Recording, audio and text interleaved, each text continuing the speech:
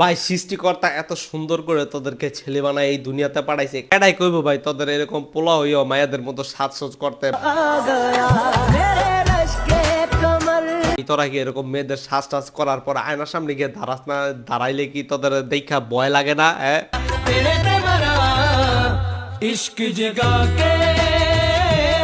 জায়গায় যদি আমি থাকতাম আর আমি যদি এরকম সাইজাটাই আয়নার সামনে যাইতাম, তাহলে নিজের দেখে নিজেই হার্ট স্ট্রোক করে ইন্তেকাল ফর্ম হয়ে যেতাম।